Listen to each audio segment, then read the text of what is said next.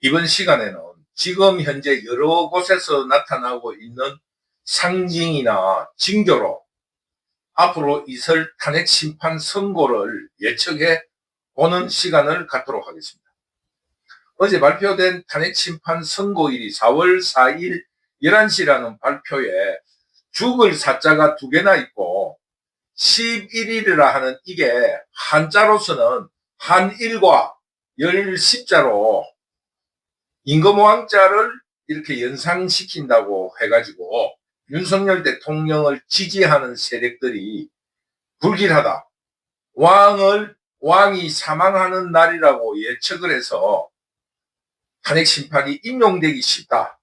뭐 이런 징조로 받아들여가지고 윤석열 대통령이 인용돼가 파면된 불길한 날이라고 아주 막 그 헌법재판소에 항의를 하고 언론에다가 제보를 하는 이런 난리가 났다는 기사를 본 적이 있습니다.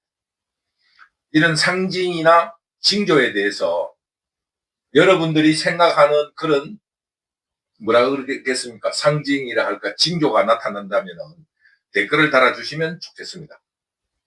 북두는 이재명이 계속 유혈 사태를 협박하고 있고 어제 박홍근은 민주당이 원하지 않는 헌법재판소의 심판에는 불복하겠다고 선언했습니다.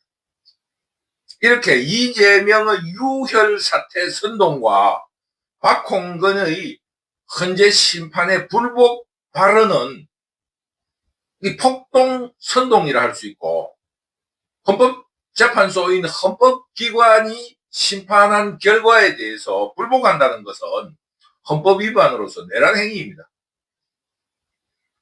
그러니까 이런 일인 것은 불법이잖아요. 그 불법인 일을 한다면은 아주 엄밀하게 계획하고 실천을 해야지 공개적으로 발언하는 것은 이재명에 대한 충성심을 보이려고 하는 내심과 자기의 본래의 뜻과 지금 발언하고 있는 뜻이 다르다. 쉽게 말하면 우리가 카드 놀이를 할 때 쓰는 포카페이스라 생각합니다. 속임수라는 겁니다.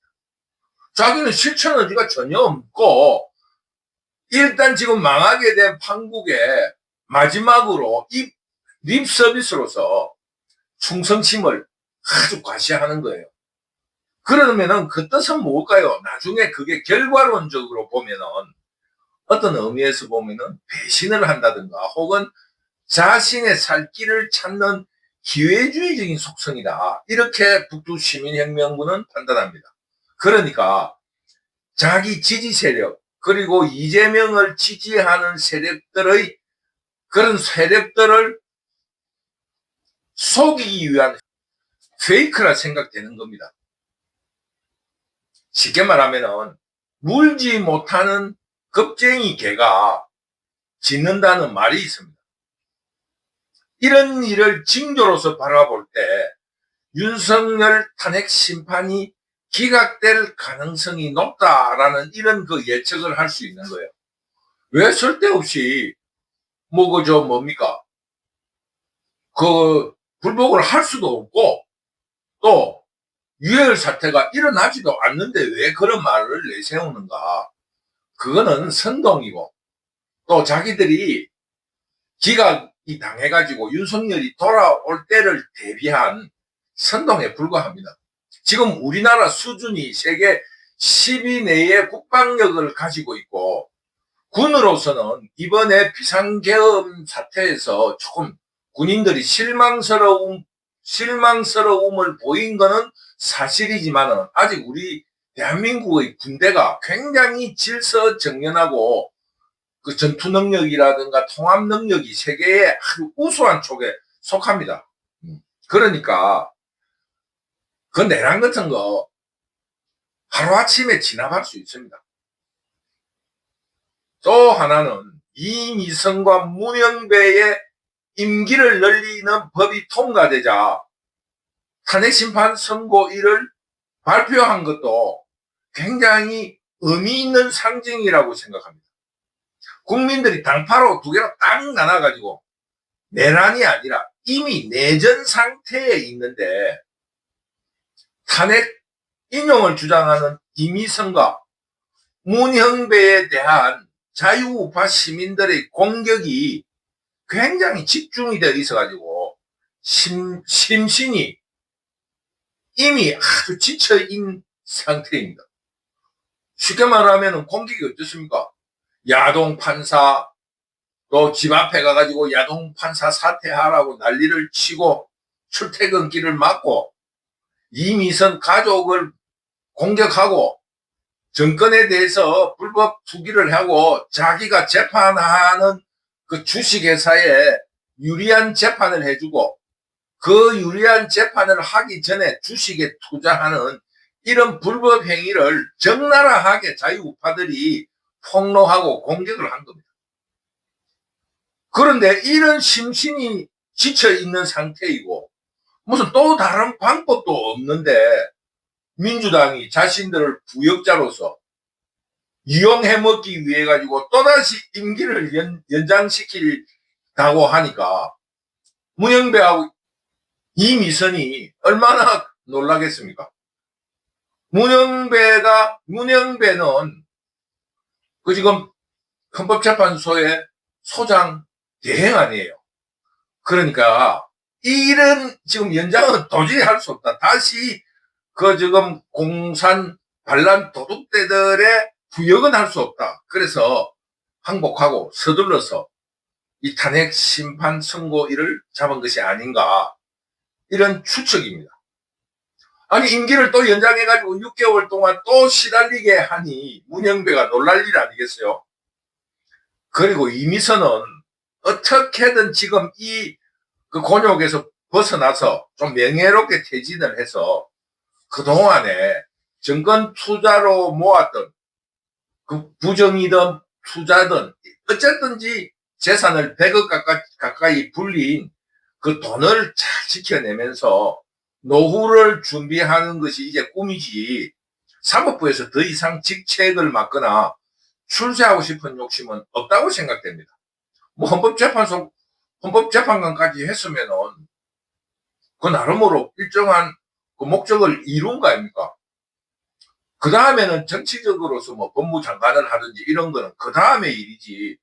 지금은 정치적인 영역이지. 지금은 무사히 퇴진하는 거. 이게 지금 자신의 꿈인 겁니다. 그런 이유로 골수좌파인 두 사람 중에 한 사람인 문형배는 항복 선언을 하고 전향을 했다고 생각합니다. 이 전향한 이유는 5대3이라는 입장으로 가장 지금 현재 자유우파가 불리하고 윤석열 대통령을 탄핵시키려고 하는 공산 반란 도둑대들이 가장 유리할 수 있는 지금 스코어 점수 차이가 인용 5 기각 3 아니겠습니까? 그런데 이 3명이 아주 공고하게 똘똘 뭉쳐가지고 우리는 절대로 인용시킬 수 없다는 입장에 있다고 하면은 어차피 기각이잖아요. 그러면은 문형배 같은 입장에서 인용을 끊임없이 주장할 이유가 없는 거예요. 더구나 국민통합이라는 대명분, 그 헌법소장은 맨 마지막에 결심을 7대1이라고 하면은 예를 들어서 1인 자기가 7쪽에 가는 거예요. 왜 그러냐면 박근혜 대통령 때도 그랬고 어차피 결과가 그렇다면은 서로 시시비비 국민들끼리 그 한 소수를 가지고 다투게 할 필요가 없잖아요. 왜 그 소수 그룹이라도 그 근거를 제시해야 되니까 그 근거를 제시한 걸 그 받아와가지고 반대하는 세력, 헌법재판소의 판결을 반대하는 세력들이 그 근거를 제시하면서 끊임없이 이 사회 분열을 일으키게 할 수 있으니까 헌법재판소장은 결국 다수의 편을 들게 되어 있는 겁니다. 그런데 5대3이면은 결국은 기각이잖아요. 그러니까 기각편을 들게 된다 이겁니다. 그러면은 다른 사람들도 대개 다 기각편으로 돌아서게 된다. 이런 입장에서 지금 문형배는 헌법재판소장 대행으로서의 역할로서 기각에 손을 들어준다. 즉 전향을 했을 확률이 높다. 이런 입장을 말씀드리는 겁니다.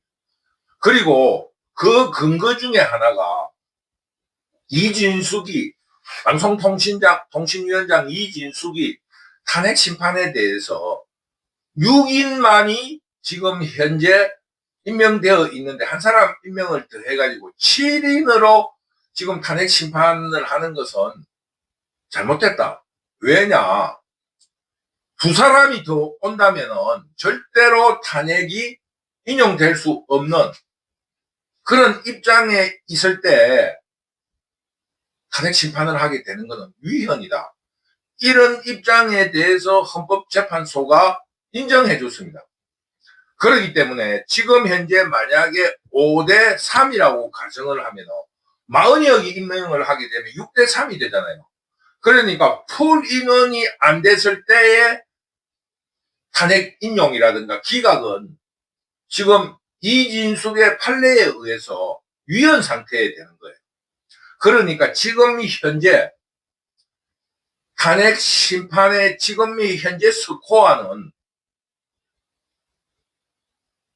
만약에 기각이 된다 하면은 5대3은 아니라는 거예요. 그거는 앞에 바로 앞전에 있었던 헌법재판소의 판례에 어긋나잖아요.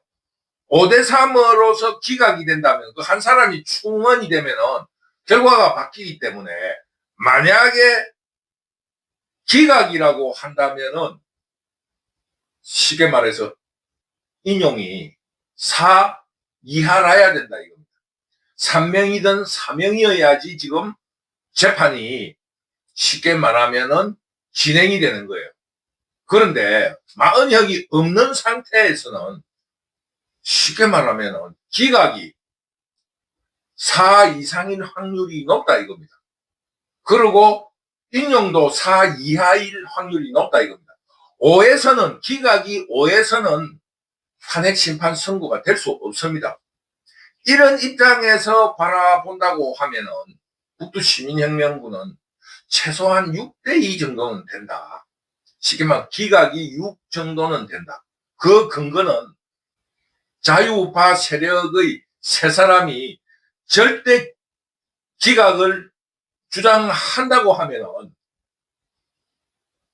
5대3으로는 탄핵 심판을 할 수 없다 이겁니다. 그러니까 인용이 4 이하여야 된다 이겁니다. 그러니까 최소한 4대4 이하로 떨어지게 돼 있다. 그래서 북두시민혁명군은 6대3으로 보는 겁니다. 그리고 이런 6대3에 대한 근거는 앞에서 말했다시피 국민 통합을 위해서 헌법재판관들이 결국에는 되는 쪽에 판결이 되는 쪽으로 결집하기 쉽다. 이런 말씀을 드리는 겁니다.